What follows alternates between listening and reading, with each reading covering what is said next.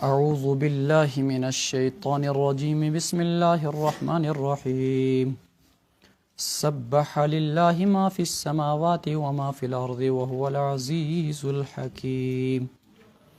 اللہ ہی کی تسبیح بیان کرتی ہیں وہ سب چیزیں جتنی آسمانوں میں ہیں، وما فی الارض اور جتنے زمینوں میں ہیں، وهو العزیز الحکیم اور اللہ کی ذات زبردست حکمت والی ہے۔ یا ایہا الذین آمنوا لم تقولون ما لا تفعلون، اے ایمان والو تم کیوں ایسی باتیں کہتے ہو جو تم کرتے نہیں ہو۔ کبر مقتا عند اللہ، سخت ناپسندیدہ ہے اللہ کے یہاں یہ چیز، ان تقولوا ما لا تفعلون، کہ تم کہو وہ چیزیں جو تم کرتے نہیں ہو۔ ان اللہ یحب الذین یقاتلون فی سبیلہ صفا کأنہم بنیان مرصوص، یقیناً اللہ محبت کرتے ہیں ان لوگوں سے جو اللہ کی راہ میں قطاروں میں لڑتے ہیں، گویا کہ وہ سیسا پلائی ہوئی دیوار ہوں، کأنہم بنیان مرصوص۔ حضرات صحابہ کرام رضوان اللہ تعالی علیہم اجمعین جب ہجرت کر کے مدینہ طیبہ پہنچے، 13 سالہ ظلم و ستم اور پریشانیوں سے نجات ملی، تو اللہ تبارک و تعالیٰ نے مدینہ طیبہ میں پہنچنے کے کچھ ہی عرصے کے بعد جہاد فرض کیا۔ تب تک صحابہ کرام رضوان اللہ تعالی علیہم اجمعین اللہ کی محبت، اللہ کے عشق اور اللہ کے تعلق میں کہا کرتے تھے، کاش ہمیں معلوم ہو جاتا کہ اللہ کس عمل سے سب سے زیادہ راضی ہوتے ہیں، تو ہم وہ عمل کر کے اللہ کو راضی اور خوش کرتے۔ اللہ تبارک و تعالیٰ نے وہ عمل مسلمانوں کو بتایا کہ جس عمل سے اللہ تعالیٰ سب سے راضی اور زیادہ راضی اور خوش ہوتے ہیں وہ جہاد ہے۔ تو کچھ لوگوں نے یوں کہنا شروع کر دیا کہ بڑی مشکل سے تو اتنی مصیبتوں کے بعد ہمیں نجات اور راحت کا موقع اور آرام کا ٹائم ملا تھا، اب ہم پر جہاد فرض کر دیا گیا، کچھ عرصے تک ہمیں راحت و آرام سے رہنے دیا جاتا تو بہتر ہوتا۔ اس پر اللہ تعالیٰ نے یہ آیت اتاری، لِمَ تَقُولُونَ مَا لَا تَفْعَلُونَ، اگر کل تک تم اللہ کو راضی کرنے والے اعمال کی تمنا اور چاہت کیا کرتے تھے، تو آج تم ان سے کیوں کترا رہے ہو، کیوں دور بھاگ رہے ہو؟ لِمَ تَقُولُونَ مَا لَا تَفْعَلُونَ، ایسی باتیں کیوں کہتے ہو جو تم کرتے نہیں ہو۔ اللہ کے یہاں چیز بڑی ناپسندیدہ ہے کہ تم وہ باتیں کہو جو تم کرو نہیں۔ اگر تم کہہ رہے تھے کہ اللہ کے لیے ہم ہر عمل کرنے کے لیے راضی اور تیار ہیں، جہاد کریں گے، سب چیزیں کریں گے، جب اللہ نے فرض کر دیا تو اب راحت و آرام کے مواقع کیوں تلاش رہے ہو؟ اس آیت کے ذیل میں ایک مسئلہ پیش آتا ہے، لِمَ تَقُولُونَ مَا لَا تَفْعَلُونَ، جو تم خود کرتے کیوں نہیں ہو، دوسروں کو وہ کام کہتے کیوں ہو۔ بظاہر آیت سے محسوس ہوتا ہے کہ انسان کے لیے ایسی چیز کی نصیحت کرنا درست نہیں جس پر وہ خود عمل نہ کرتا ہو، لیکن ایسا کچھ نہیں ہے۔ اصل یہ ہے کہ دعوت و تبلیغ امت کے ہر فرد کی ذمہ داری ہے۔ مولانا اشرف علی تھانوی رحمۃ اللہ علیہ نے ایک بہترین جملہ اس آیت کے ذیل میں کہا، اس موضوع کے حوالے سے فرمایا کہ اس آیت کے اندر یہ نہیں کہا گیا کہ بے عمل کو واعظ نہیں بننا چاہیے، بلکہ اس عمل میں یہ چیز کہی گئی ہے کہ واعظ کو بے عمل نہیں بننا چاہیے۔ آئے وہ کیا سمجھ؟ اس آیت میں یہ نہیں کہا گیا کہ بے عمل کو واعظ نہیں بننا چاہیے، بلکہ اس میں یہ کہا گیا ہے کہ واعظ کو بے عمل نہیں بننا چاہیے۔ اگر کوئی شخص واعظ ہے تو اس سے پھر بے عمل نہیں بننا چاہیے، بلکہ اس کا عمل اس کے واعظ کے مطابق ہو۔ لیکن اس میں ہرگز یہ نہیں کہا گیا ہے کہ بے عمل واعظ نہ بنے، چونکہ بسا اوقات ایسا ہوتا ہے کہ انسان کو دعوت و تبلیغ کی برکت سے، سمجھانے کی برکت سے اللہ تبارک و تعالی خود بھی اس عمل کی توفیق دے دیتے ہیں۔ کبر مقتا عند اللہ ان تقولوا ما لا تفعلون ان اللہ یحب الذین یقاتلون فی سبیلہ صفا کأنہم بنیان مرصوص۔ ہمارے یہاں بہت سارے لوگ ایسے ہیں کہ وہ نیکیوں کی تعلیم اور ترغیب دیتے ہوئے کتراتے اور ڈرتے ہیں۔ دبن یلنا پانس نماز پڑھن لوکن کیا ونو، پانس نہ زکوٰۃ دیون لوکن کیا ونو۔ ٹھیک ہے بھائی، آپ لوگوں کو وعظ و نصیحت کریں، امید ہے کہ اللہ اس کی برکت سے آپ کو بھی توفیق اس عمل کی دے دیں گے۔ وَإِذْ قَالَ مُوسَىٰ لِقَوْمِهِ يَا قَوْمِ لِمَ تُؤْذُونَنِي وَقَدْ تَعْلَمُونَ أَنِّي رَسُولُ اللَّهِ إِلَيْكُمْ فَلَمَّا زَاغُوا أَزَاغَ اللَّهُ قُلُوبَهُمْ وَاللَّهُ لَا يَهْدِي الْقَوْمَ الْفَاسِقِينَ۔ جب موسیٰ علیہ الصلاۃ والسلام نے اپنی قوم سے کہا، اے میری قوم تم مجھے کیوں ستا رہے ہو، وقد تعلمون جبکہ تمہیں یہ بات معلوم ہے کہ میں اللہ کا پیغمبر ہوں تمہاری جانب، فلما زاغوا ازاغ اللہ قلوبہم، پس جب انہوں نے ٹیڑھ پن اختیار کیا تو اللہ نے بھی ان کے دلوں کو ٹیڑھا کر دیا، واللہ لا یہدی القوم الفاسقین، اللہ فاسق لوگوں کو ہدایت نہیں دیتے ہیں۔ پیغمبر کی ایذا رسانی اس طریقے سے بھی ہوتی ہے کہ پیغمبر کی دعوت کو عملی طور پر ٹھکرا دیا جائے۔ پیغمبر نمازوں کے لیے کہے، پیغمبر زکوٰۃ کے لیے کہے، پیغمبر جہاد کے لیے کہے، پیغمبر اصلاح معاشرہ کے لیے کہے، امت اس کی تعمیل نہ کرے تو اس سے اس کو روحانی اذیت پہنچتی ہے۔ وَإِذْ قَالَ عِيسَى ابْنُ مَرْيَمَ یا بنی اسرائیل انی رسول اللہ الیکم مصدقا لما بین یدی من التوراة ومبشرا برسول یأتی من بعد اسمہ احمد فلما جاءہم بالبینات قالوا هذا سحر مبین۔ اور وہ وقت یاد کیجئے جب عیسیٰ ابن مریم نے کہا اے بنو اسرائیل انی رسول اللہ علیکم، میں اللہ کا پیغمبر ہوں تمہاری جانب، مصدقا لما بین یدی من التوراة، تصدیق کر رہا ہوں اس چیز کی جو مجھ سے پہلے کتاب گزری ہے یعنی تورات، ومبشرا اور خوشخبری سنانے والا ہوں میں ایک ایسے پیغمبر کی، یأتی من بعدی جو میرے بعد آئے گا، اسمہ احمد، ان کا نام گرامی احمد ہوگا، محمد ہوگا۔ فلما جاءہم بالبینات، پس جب وہ پیغمبر ان کے پاس واضح دلائل لے کر آیا، قالوا ھذا سحر مبین، تو انہوں نے کہا یہ تو کھلم کھلا جادوگر ہے، جادو ہے۔ عیسیٰ ابن مریم کے تقریباً 12 حواری تھے۔ حواری ان لوگوں کو بولتے ہیں جو پیغمبر کے معین و مددگار ہوا کرتے ہیں۔ ان کے 12 حواری تھے۔ 12 حواریوں میں سے ایک حواری کا نام برنباس تھا، کچھ کا نام یوحنا، کسی کا نام لوقا، کسی کا نام متی وغیرہ وغیرہ۔ تو عیسیٰ علیہ السلام کے شاگردوں نے عیسیٰ علیہ السلام کی ان تعلیمات کو اپنے قلم سے لکھا ان کی وفات کے کئی سال کے بعد۔ انہی کے ان کلمات کے مجموعے کا نام انجیل ہے جو کہ اللہ کی کتاب تھی۔ ان میں سے ایک شخص آتا بعد میں، اس کا نام پولس تھا، جس نے باضابطہ تھا یہودی، اس نے عیسائیت کی دشمنی میں عیسائیت کو اختیار کیا۔ عیسائیت اختیار کرنے کے بعد اس کے اندر تثلیث کا عقیدہ گھسا دیا کہ اللہ تعالیٰ 3 ہے۔ زمانہ گزرتا گیا، انجیل برنباس اس عقیدہ تثلیث کی گندگی سے صاف تھی، تاکہ عیسائیت پھیلتے پھیلتے یونان میں پہنچ گئی، اور جب یونانیوں نے عیسائیت کو قبول کیا تو اس زمانے میں عیسائیت یہودیت سے بڑا مذہب بن گئی۔ اس میں ادھر سے پولس نے عقیدہ تثلیث کو گھسا دیا تھا دیگر کچھ اناجیل کے اندر۔ انجیل برنباس کے اندر یہ چیزیں نہیں تھی، لیکن اقتدار جن لوگوں کے ہاتھوں میں تھا وہ تثلیث کے عقیدے کے حاملین تھے۔ 324 عیسوی، آج 2023 ہے، 324 عیسوی کے اندر نیقیہ کے اندر عیسائی دنیا کی کانفرنس ہوتی ہے، عیسائی علماء کی۔ اس میں وہ اتفاق رائے سے سرکاری مذہب کے طور پر تثلیث والے عقیدے کو منظور کرتے ہیں، اور جس انجیل کے اندر یا جن انجیلوں کے اندر حضرت عیسیٰ علیہ السلام کو محض اللہ کا رسول شمار کیا گیا تھا، ان ساری کی ساری انجیلوں کو جلا دینے کا حکم جاری کیا جاتا ہے۔ اور اتنا ہی نہیں، جس کسی کے پاس وہ انجیل نکلے جس میں حضرت عیسیٰ علیہ السلام بحیثیت رسول کے پیش کیے گئے ہوں، ان انجیلوں کے حاملین کو بھی، ان والوں کو، رکھنے والوں کو بھی پھانسی کا حکم جاری کر دیا گیا۔ چنانچہ آہستہ آہستہ آہستہ یہ تثلیث کا عقیدہ عالم عیسائیت کے اندر پھیل گیا۔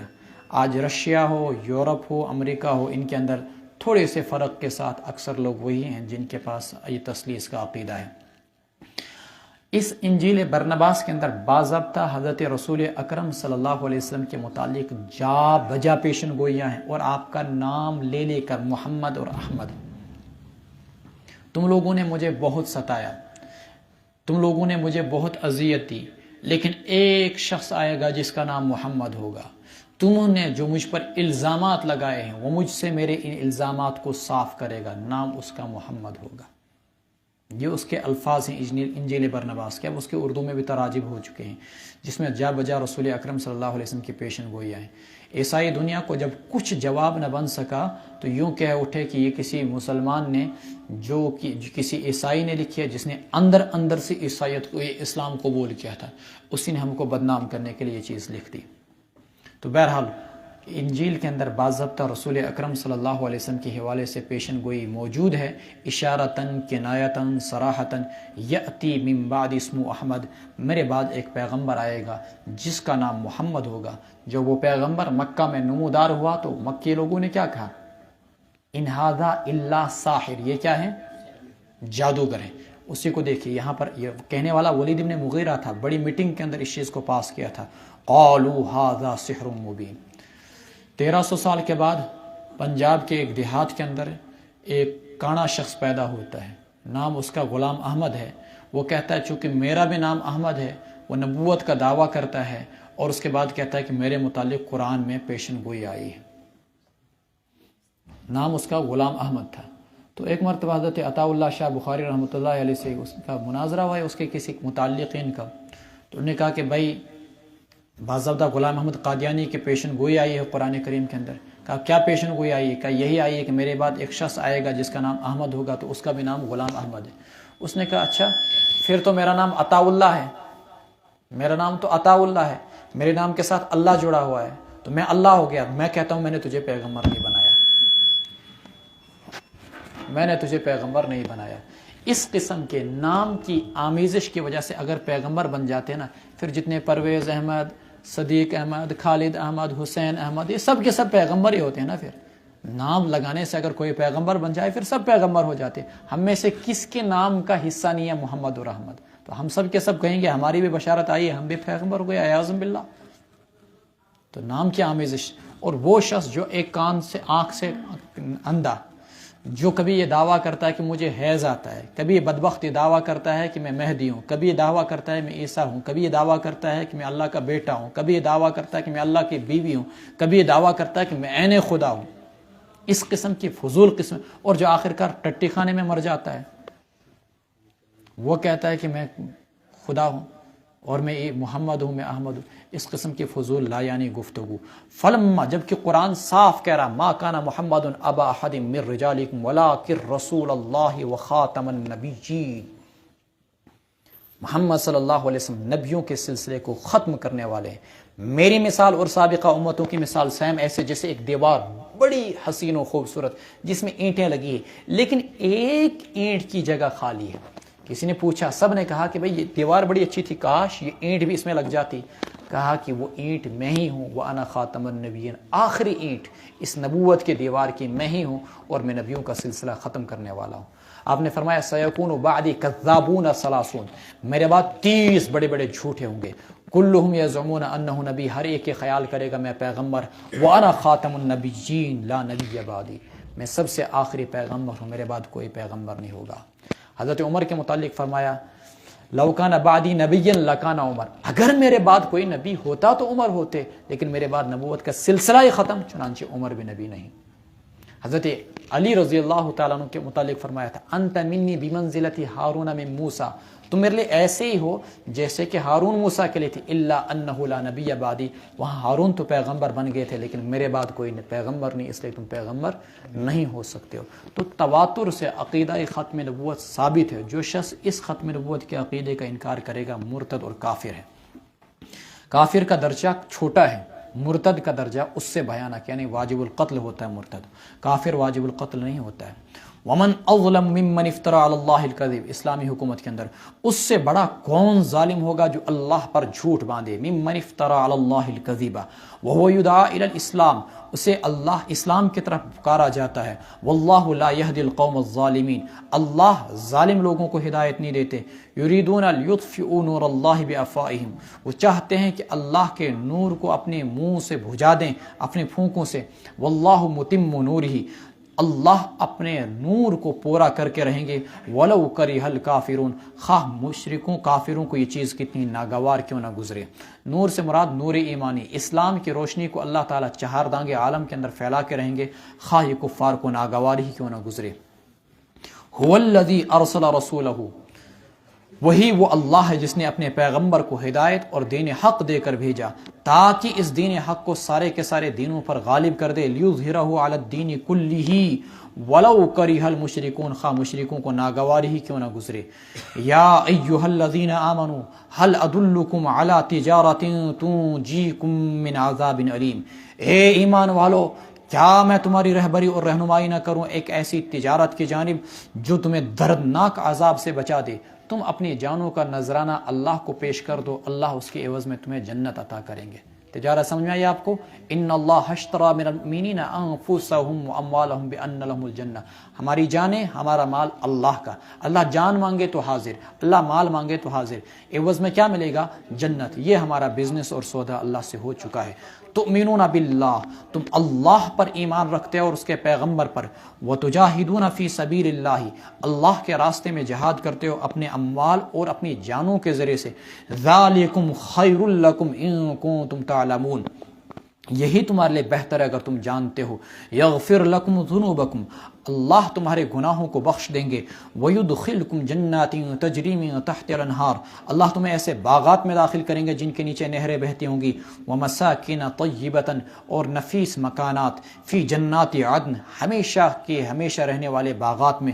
ذالک الفوز العظیم، یہی بڑی کامیابی ہے۔ واخری تحبونها، اور ایک دوسری چیز جسے تم پسند کرو گے، وہ کیا؟ اللہ تعالیٰ کی طرف سے نصرت کا وعدہ، فتح کا وعدہ۔ نصر من اللہ وفتح قریب، اللہ تعالیٰ کی جانب سے مدد اور قریبی فتح، اور وہ فتح ہوگی بھی پھر فتح مکہ کے موقع پر۔ وبشر المؤمنین، اور مومنوں کو خوشخبری سنا دیجیے۔ یا ایھا الذین آمنوا کونوا انصار اللہ، اے ایمان والو اللہ کے مددگار بن جاؤ، اللہ کے دین کے پھیلاؤ میں، اللہ کے دین کی سربلندی میں، اسلام کی سربلندی کے اندر، بدر و احد کے میدانوں میں، حنین کے میدانوں میں، احزاب کے موقع پر، تبوک کے میدانوں میں اللہ کے مددگار بن جاؤ، اپنی زبان کے ذریعے سے، اپنی قلم کے ذریعے سے، اپنی تلوار کے ذریعے سے۔ کیسے مددگار بنو؟ کما قال عیسی ابن مریم للحواریین، جیسا کہ عیسیٰ ابن مریم نے حواریین سے کہا تھا، من انصاری الی اللہ، اللہ کی طرف بلانے میں میرا مددگار کون بنے گا؟ قال الحواریون، حواریین نے کہا کہ نحن انصار اللہ، ہم اللہ کی طرف دعوت دینے میں مددگار بنیں گے۔ فآمنت طائفۃ من بنی اسرائیل، بنو اسرائیل کے ایک جماعت نے ایمان لایا، وکفرت طائفہ، اور ایک جماعت نے انکار کیا۔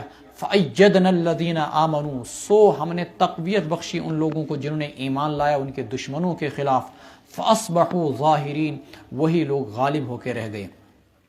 حضرت عیسیٰ علیہ السلام نے دنیا سے رخصتی سے قبل، یعنی آسمان پر اٹھائے جانے سے قبل، اپنے شاگردوں کو اکٹھا کیا۔ یہ 12 قسم کے تھے اور یہ دھوبی تھے، کپڑے دھونے کا کام کیا کرتے تھے۔ ان سے کہا کہ تم میں سے کون ہے جو اللہ کے دین کو پوری دنیا میں پھیلانے میں میری مدد و نصرت کرے؟ تو انہوں نے کہا کہ ہم آپ کی مدد و نصرت کریں گے۔ چنانچہ یہ پھر زمین کے مختلف حصوں میں، مختلف علاقوں میں پھیل گئے حضرت عیسیٰ علیہ السلام کی تعلیمات کو لے کر اور ان کے دین کی تبلیغ کو لے کر۔ انہی کو حواریین کہا جاتا ہے، چونکہ انہوں نے اپنے جان و مال کا نذرانہ پیش کیا اور اپنے آپ کو خدمت عیسائیت کے لیے وقف کر دیا تھا، پوری زندگی کو۔ مسلمانوں سے بھی ایسا ہی تقاضا کیا جا رہا، کونوا انصار اللہ۔ تم سے جب جان کا تقاضا کیا جائے تو تمہاری جانیں حاضر ہونی چاہیے، تم سے جب مال کا تقاضا کیا جائے تو تمہارا مال حاضر ہونا چاہیے، تم سے جب تمہاری لسانی یا قلمی طاقت کا تقاضا کیا جائے تو تمہاری لسانی اور قلمی طاقتیں اسلام کی سربلندی کے لیے حاضر ہونی چاہیے، تب جا کر تم انصار اللہ میں کہلاؤ گے۔ یہ نہیں کہ صرف خرد نے کہہ بھی دیا لا الہ تو کیا حاصل، دل و نگاہ سے مسلمان نہیں تو کچھ بھی نہیں۔ فَأَيَّدْنَا الَّذِينَ آمَنُوا عَلَىٰ عَدُوِّهِمْ فَأَصْبَحُوا ظَاهِرِينَ، چنانچہ ایک زمانہ تھا کہ یہ صرف ٹوٹل 12 لوگ تھے، پھر جب انہوں نے دعوت و تبلیغ کا کام کیا، ایک زمانہ آیا کہ یہودیت اقلیت میں تبدیل ہو گئی اور عیسائیت اکثریت میں تبدیل ہو گئی، خصوصاً جب یونانیوں نے عیسائیت کو قبول کیا۔ بسم اللہ الرحمن الرحیم۔ سورۃ الجمعہ مدنیہ، سورہ جمعہ مدینہ منورہ میں نازل ہوئی، 11 آیتیں اور 2 رکوع ہیں اس میں۔ شروع کرتا ہوں میں اللہ کے نام سے جو بڑے مہربان ہیں۔ ابھی تک آپ سن رہے تھے 3 بار پیچھے صورت آئے سبح سبح سبح، ماضی کے اندر بھی اللہ کی تسبیح، یہ اور سورہ منافقون کے بعد اگلی صورت آئے کہ سورہ تغابن، دونوں میں یسبح کی، مستقبل کے اندر بھی اللہ ہی کی تسبیح، ماضی میں بھی اللہ ہی کے تسبیح، مستقبل میں بھی اللہ ہی کے تسبیح اور پاکی بیان کریں گے۔ یسبح للہ، اللہ ہی کی پاکی بیان کرتی ہیں وہ سب چیزیں جو آسمانوں اور زمینوں میں ہیں۔ الملک، اللہ کی ذات بادشاہ، القدوس جو ہر عیب سے پاک، العزیز جو زبردست طاقتور، الحکیم جو دانا اور باخبر ہے۔ والذی بعث فی الامیین، اسی اللہ نے بھیجا ناخواندہ لوگوں کے اندر ایک پیغمبر، منہم انہی میں سے، فی الامیین رسولا منہم یتلو علیہم آیاتہ، وہ پیغمبر ان کے سامنے اللہ کی آیات تلاوت کرتا ہے، ویزکیہم، ان کے تزکیہ کرتا ہے ان کے قلوب کا، ویعلمہم الکتاب والحکمہ، انہیں کتاب و حکمت سکھلاتا ہے۔ آپ کے سامنے تینوں چیزیں آ گئی، قرآن کریم کی تلاوت جو آپ پڑھتے ہیں، خاص سمجھ کے پڑھیں یا سمجھے بغیر پڑھیں، ثواب ہر حال میں آپ کو ملے گا۔ دوسرا سٹیج، قرآن کریم کے معنی کو آپ سمجھے، یعلمہم الکتاب، یہ رسول اکرم صلی اللہ علیہ وسلم کی بعثت کا مقصد تھا۔ اور تیسرا مقصد، یزکیہم، قلوب کا تزکیہ، کہ دلوں کو کفر و شرک، حسد و بغض، نفاق، عداوت، حب جاہ، حب مال، حب زن، زر کی گندگیوں اور غلاظتوں سے پاک و صاف کیا جائے۔ ویزکیہم، اللہ ہمارے قلوب کا بھی تزکیہ کرے۔ وَإِن كَانُوا مِن قَبْلُ لَفِي ضَلَالٍ مُبِينٍ، اگرچہ وہ لوگ اس سے پہلے ناخواندہ تھے۔ عرب کے لوگ اتنے ذہین و زیرک اللہ تعالیٰ نے بنائے تھے کہ ان کے یہاں تحریر کو عیب سمجھا جاتا تھا، لکھت تھا اسو یہ میں سے یاد روز نے کی۔ اور یہ تو چھوڑیے، نقطہ لگانے کو بھی عیب سمجھا جاتا تھا کہ نقطہ لگا کے وہی پڑھے گا جس کو یہاں پر یسبح پڑھنا ہے کہ تو سبح پڑھنا ہے۔ اس ان پڑھ ہے تمثیل لگنے پتہ، اس پرمت ہے مسئلہ فوراً پتہ، چونکہ آگے ما فی السماوات و ما فی الارض، اس کا فاعل کیسا اس کو پتہ چل جائے گا۔ تو عرب کے ہاں نقطہ لگانے کو بھی عیب سمجھا جاتا تھا، تحریر کو لکھنا تو درکنار۔ اتنے ذہین و زیرک اللہ تعالیٰ نے وہ بنائے تھے، اس لیے ان کو امیین کہا جاتا تھا۔ ام سے ماخوذ، ام کے معنی عورت کے آتے ہیں، ماں کے آتے ہیں، اور عورتوں کو بدرجہ اولا بیچاروں کو ان پڑھ کہا جاتا تھا، پھر اسی امی کی نسبت سے پوری قوم ہی کو امیون کہا گیا۔ وَإِن كَانُوا مِن قَبْلُ لَفِي ضَلَالٍ مُبِينٍ، آپ کے آمد سے ان کی گمراہی کے بادل چھٹے اور ہدایت کی روشنی پھیلی۔ وَآخَرِينَ مِنْهُمْ، یہ تو پہلا طبقہ آیا امیین کا، اور ان میں کا بعد میں آنے والا ایک طبقہ ہوگا، لَمَّا يَلْحَقُوا بِهِمْ، جو ان کے ساتھ ابھی تک شامل نہیں ہوئے، جنہوں نے ابھی تک ایمان نہیں لایا، ان کے اندر بھی اللہ تبارک و تعالیٰ نے اسی پیغمبر کو بھیجا، یعنی بعد میں آنے والے قیامت تک کے لوگوں کے لیے اللہ تعالیٰ نے رسول اللہ صلی اللہ علیہ وسلم کو پیغمبر بنا کر بھیجا۔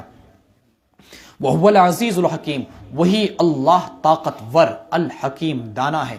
ذَلِكَ فَضْلُ اللَّهِ، یہ بنو اسرائیل کے اندر آج تک سینکڑوں سالوں سے پیغمبری کا سلسلہ، نبوت کا سلسلہ چلے آ رہا تھا، وہاں سے ہٹا کے بنو اسماعیل کے اندر کیوں ڈال دیا؟ بنو اسرائیل حسد کے اندر مبتلا ہو گئے، نہیں مانیں گے اس محمد رسول اللہ کو، ہمارے خاندان کے اندر کیوں نہیں آیا؟ اللہ تعالیٰ نے فرمایا کہ تم کیا خدائی خزانوں کو تقسیم کرنے والے ہو؟ میں جسے چاہوں اپنے فضل سے نبی بناؤں۔ ذالک فضل اللہ، یہ اللہ کا فضل ہے، یؤتیہ من یشاء، جسے چاہے اللہ عنایت کرے، واللہ ذو الفضل العظیم، اللہ ہی بڑے فضل والے ہیں۔ مثل الذین حملوا التوراۃ، جنہیں تورات دی گئی تھی ان کی مثال، ثم لم یحملوها، پھر انہوں نے اس پر عمل نہیں کیا، کمثل الحمار، اس گدھے جیسی ہے، یحمل اسفارا، جس نے بہت ساری کتابیں اٹھا کے رکھی ہوں۔ گدھے پر اگر کتابیں لاد دی جائیں وہ اس پر عمل کرے گا، ان کو پڑھے گا؟ ایسے ان کو بھی کتاب دی گئی تھی، لیکن انہوں نے نہ اس کتاب کو پڑھا، نہ جانا، نہ مانا، نہ عمل کیا۔ خالی کتاب کا حامل ہونے سے انسان بڑا نہیں بن جاتا، اگر کتاب کے حامل ہونے سے انسان بڑا بن جاتا تو پھر گدھا بھی بڑا ہوتا نا، اونٹ بھی بڑا ہوتا، اس پر بھی کتابیں لا دی جاتی ہیں۔ ایک مرتبہ رسول اکرم صلی اللہ علیہ وسلم نے فرمایا، ان قریب ایک دور آئے گا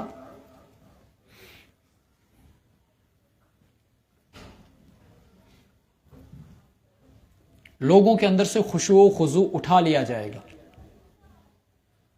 حتیٰ کہ جامع مسجد میں تم کو ایک بھی شخص خشوع و خضوع کے ساتھ نماز پڑھنے والا نہیں ملے گا، سینکڑوں ہزاروں کے اندر۔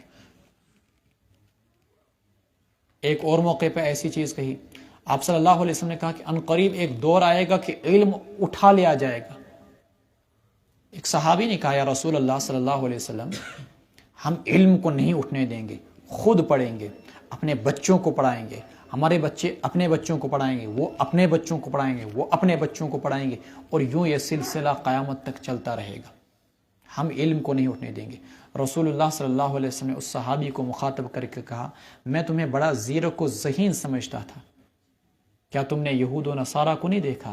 ان کے پاس بھی کتابیں، وہ بھی پڑھتے ہیں، لیکن کیا ان کے دلوں میں خوف خدا؟ کیا وہ ان کتابوں کے اندر موجود احکامات پر عمل کرتے ہیں؟ نہیں۔ کہ ایسا ہی اس امت کے اندر بھی ہو جائے گا۔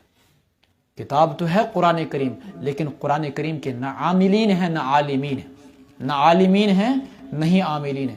وہی مثال جو یہود و نصارہ کی ہو گئی کہ تورات ان پر لا دی گئی، تورات انہیں دی گئی، انہوں نے اس پر عمل نہیں کیا، جیسے وہ گدھے یحمل اسفارا، وہ بوجھ اٹھاتے ہیں۔ اسی نقش قدم پر امت محمدیہ چل رہی ہے۔ اللہ ہم سب کو ہدایت کامل عطا فرمائے۔ بئس مثل القوم الذین کذبوا بآیات اللہ، بہت ہی بری ہے ان لوگوں کی مثال جنہوں نے اللہ کی آیات کو جھٹلایا۔ واللہ لا یہدی القوم الظالمین، اللہ ظالم لوگوں کو ہدایت نہیں دیتے۔ قل، اے محمد رسول اللہ صلی اللہ علیہ وسلم آپ کہہ دیجئے، یا ایھا الذین ہادو، اے وہ لوگو جو یہودی ہو، ان زعمتم، اگر تمہارا یہ خیال ہے کہ تم اللہ کے دوست ہو سارے لوگوں میں سے چھوڑ کر، انکم اولیاء للہ من دون الناس فتمنوا الموت ان کنتم صادقین، تو موت کی تمنا کرو اگر تم سچے ہو۔ یہ مضمون سورہ بقرہ کے اندر آیا تھا۔ ان کے دعوے یہ تھے کہ ہم اللہ کے اولیاء ہیں، اللہ کے بیٹے ہیں، اللہ کے محبوب ہستیاں ہیں۔ نحن ابناء اللہ وحباؤ، تو محبوب تو اپنے محب سے ملنے کی چاہت رکھتا ہے نا۔ تم بھی اگر اللہ کے بیٹے، اللہ کے محبوب، اللہ کے اولیاء ہو تو تمہارے دلوں کے اندر اللہ سے ملنے کی چاہت ہونی چاہیے۔ تو اللہ سے کیسے مل سکتے ہو؟ موت کے ذریعے سے، مرنے کے بعد ہی تو اللہ سے ملاقات ہو سکتی، اس دنیا میں نہیں۔ فتمنوا الموت، لہذا موت کی تمنا کرو۔ وَلَن يَتَمَنَّهُ أَبَدًا بِمَا قَدَّمَتْ أَيْدِيهِمْ، وہاں پر مضمون آیا تھا وَلَا يَتَمَنَّوْنَهُ، یہاں پر وہ کبھی بھی ہرگز اس موت کی تمنا نہیں کریں گے، بما قدمت ایدیہم، اپنے سابقہ کرتوتوں کی وجہ سے جو انہوں نے آگے بھیج رکھے ہیں۔ واللہ علیم بالظالمین، اللہ ظالموں کو خوب جاننے والے ہیں۔ قل ان الموت الذی تفرون منہ، آپ کہہ دیجئے جس موت سے تم فرار اختیار کرتے ہو، فإنہ ملاقیکم، وہ تو تمہیں آ کر ہی رہے گی، ثم تردون، پھر تمہیں واپس کیا جائے گا، الی عالم الغیب والشہادہ، اس ذات کی طرف جو غیب اور حاضر کو جاننے والی ہے، فینبئکم بما کنتم تعملون، اللہ تمہیں بتلا دیں گے جو کچھ تم کیا کرتے تھے، فینبئکم بما کنتم تعملون۔ تو موت سے فرار اختیار کرنا ممکن نہیں۔ تو انہوں نے موت کی تمنا نہیں کی، اس کا مطلب ان کے جو محبت کے دعوے تھے، ابنیت کے دعوے تھے، ولایت کے دعوے تھے، سب کے سب جھوٹ تھے۔ یا ایھا الذین آمنوا اذا نودی للصلاۃ، چونکہ یہ صورت مدنی ہے، اس میں باضابطہ جمعہ کا حکم جاری کیا گیا۔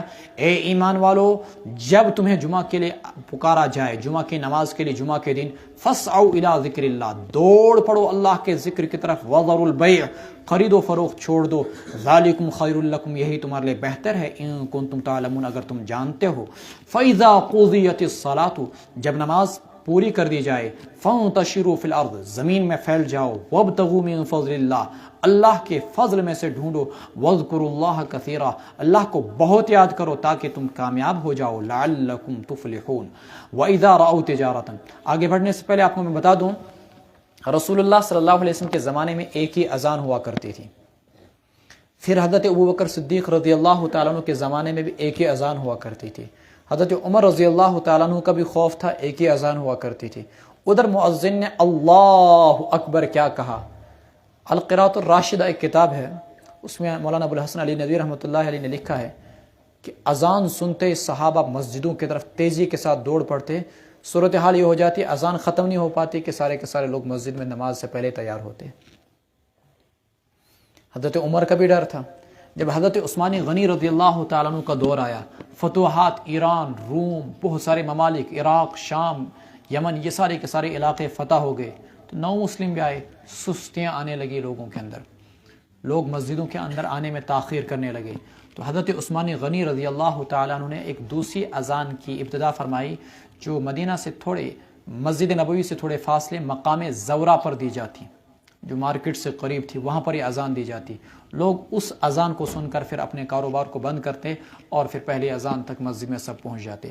لیکن چونکہ وہاں خطبہ عربی کے اندر ہوتا تھا اور یہاں پر خطبہ اردو میں ہوتا ہے، اور یہاں پر اس وقت مسلمانوں کے پاس دین کو سیکھنے کا ذریعہ جمعہ کے خطبے کے سوا کچھ بھی نہیں رہا ہے اب۔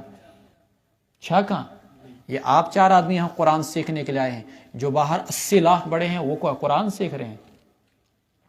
دین سیکھنے کا کوئی ذریعہ نہیں لوگوں کے پاس سوائے اس کے کہ جمعہ کے دن 4 باتیں سیکھ لیتے ہیں، اسی سے ان کا ایمان قائم و دائم اور برقرار رہتا ہے، اسی سے ان کے دلوں کے اندر تھوڑا بہت خوف خدا رہتا ہے، اسی سے نماز و زکوٰۃ دیتے ہیں، اسی سے ان کے اندر تھوڑا سا دین کے ساتھ کنیکشن اور رابطہ برقرار ہے۔ اگر آج تیوانو دوی میں ازائن پٹھی جو گوڑیش پٹھ چھنی ان ضروری کہتی تھی میں ین پگہ دوی میں ازائن پٹھی ژورِ دۄہہِ بعد دن یم کیا دپن وار وار جمعہ تہ ترٲیِتھ لوگ۔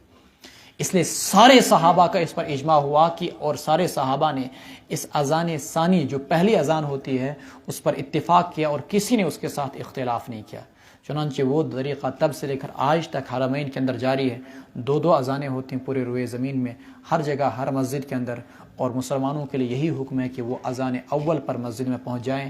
جب اذان ثانی ہوگی تو فرشتے رجسٹر کر کے بند کر کے بیٹھ جاتے ہیں، پھر اس کے بعد جو لوگ مسجد میں آتے ہیں تو ان کا نام جمعہ کے لکھنے والوں کے اندر، جمعہ پڑھنے والوں کے اندر نہیں لکھا جاتا ہے۔ اس لیے کو بہتر گوڑیچے ازائن پڑھ مسجد مز واتن، نہ کہ دوئی میں ازائن پڑھ۔ یہاں پر ایک حکم آیا ذر البیع، خرید و فروخت چھوڑ دو۔ کیا خرید و فروخت کرنا اذان کے بعد جائز ہے؟ علماء نے لکھا مکروہ تحریمی۔ لیکن اگر آپ خرید و فروخت اس انداز میں کر رہے ہیں کہ آپ کی جو جمعہ کی طرف سعی یا رفت آمد و رفت ہے اس میں کوئی فرق نہیں پڑ رہا ہے تو کوئی حرج نہیں۔ مثلا آپ جمعہ پڑھنے کے لیے گاڑی میں جا رہے ہیں، اپنا سامان بھی بیچ رہے ہیں، کشتی میں جا رہے ہیں، کوئی فرق نہیں پڑے گا سامان بیچتے ہوئے۔ ذالکم خیر لکم ان کنتم تعلمون، تم سوچتے ہو کہ ہم یہاں پر بیٹھ کے 4 روپے کمائیں گے، کسٹمر سے امت ونکس یہ اس کس بہتر۔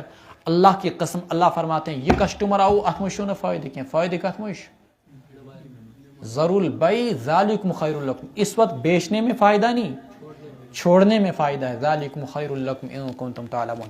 صحابہ میں سے کچھ حضرات کے واقعات بیان کیے جاتے ہیں، مؤذن اذان دیتا اللہ اکبر اور وہ لوہار تھے، رجال اللہ تلہیم تجارت ولا بیع کے ذیل میں لکھا علماء نے، وہ یوں لوہا نیچے سے گرم ہوتا، ہتھوڑا ہاتھ میں ہوتا، ادھر سے مؤذن نے کہا اللہ اکبر، ہتھوڑے کو گرم لوہے پر بجانے کے بجائے پیچھے پھینک کے یوں کپڑے کو جھاڑ کے مسجد کی طرف چل دیتے۔